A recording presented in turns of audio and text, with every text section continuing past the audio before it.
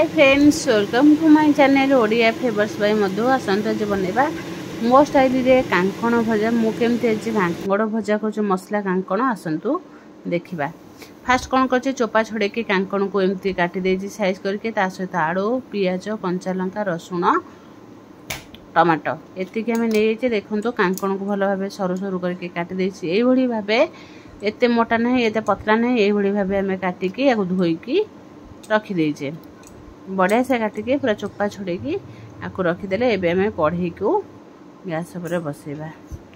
कढ़ई आम गरम होगा एवं आम देदेबा सोरिष तेल पाखापाखि 2 स्पून सोरिष तेल देदेबा। सोरिष तेल पूरा भल भावे कढ़ारे लगेदेबा एपट सेपट करके। तापर आम कढ़ारे भल भावे ततईदेबा जमती आमर बढ़िया से पूरा तेल तातीज। तापर आम देखो तेल पूरा धुआं उठलानी, तेल पूरा ताती सारे।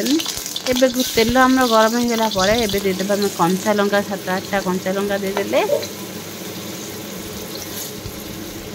कंचा लंका भल से आम गरम होगा पर एबे देदेबा 5 फुटन। तापर जीरा देदेबा। जीरा आम भल भाव फुटीगला पर एबे से आम एमती गोलेदेबा। गोले देकी तापर आम देदेबा पियाज।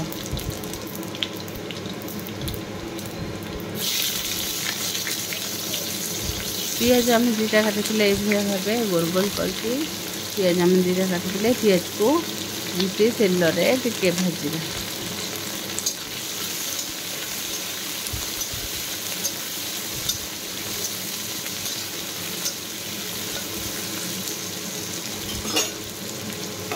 पियाज आम टे भल भाव भाजी होगा पर ये भाव पियाज को टे भाजवा। पियाज आम देखो पूरा गोल्डन ब्राउन कलर हो गलानी। एबे आम देदेबा रसुण। रसुण को टे तेल में भाजीदेबा। रसुण भाजी सारा पर एबे आम टमाटो पकईदेबा। टमाटो को टे पियाज सहित भल भाव भाजीदेबा। टमाटो पूरा आम सफ्ट हो एबे आम काटिकी रखिथिबा कांकण को पकेबा।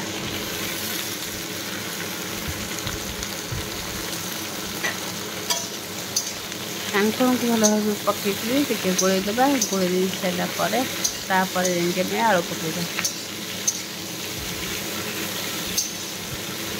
एबे आलू पकईदेबा। आलू पकई सारा पर एबे टे भल भाव गोलेदेबा।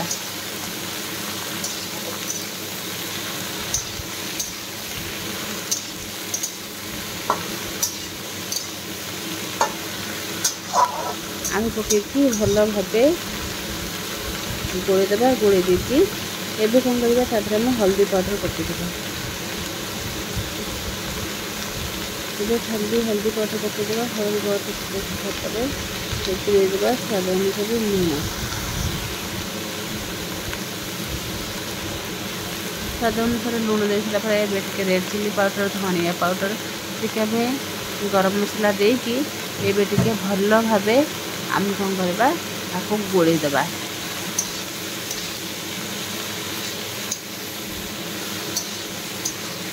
कांकण भाजवा जिते में सिम गैस रखिकी भाजवा से भल। जो आम कौन करवा गैस जदि आम हाई फ्लेम देकी जब कांकण भजा भाजवा बिल्कुल भी आम कांकण सीझी न खाली एमती पोड़पोड़ हो कौन करवा घोड़ेदेबा। घोड़े दे सारी 2 ରୁ 3 मिनिट छाड़देबा। 2 ରୁ 3 मिनिट पर देखा 2 ରୁ 3 मिनिट पर देखो आम आदि बिल्कुल भी पानी दे नथिले। ताहादी आमर जी पानी छाड़ी से पानी आमर सीझ कहीं गैस आम सिम रखिले आस्ते आस्ते लुण पड़ी आस्ते आस्ते आमर परिवार पानी बाहरी आसे।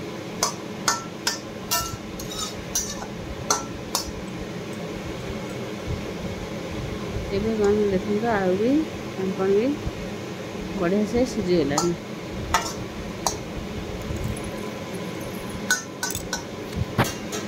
एबे आमर अधा भजा हो आसलानी। एबे कौन करबा आउ टिके ताको घोड़ेदेबा। घोड़े दे सारा पर पुणी ताको आम 4 ରୁ 5 मिनिट छाड़ीदेबा। सिम रे रखिबा।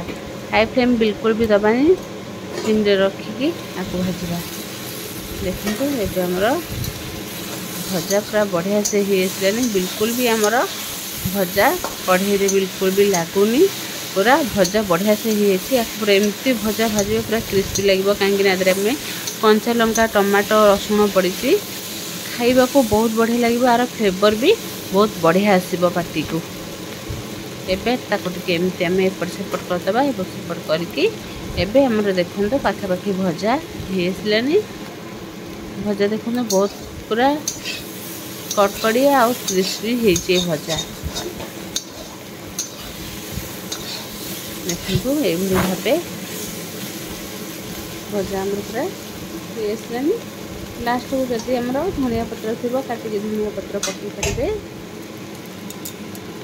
एबे आम देखो भजा पूरा रेडी हो पूरा क्रिस्पी आ पूरा टेस्टी भजा भी आमर कांकण भजा रेडी हो निश्चय थोड़े ये भाव भजा बनइबे जदि भल लगे लाइक शेयर कमेंट सब्सक्राइब निश्चय करेंगे।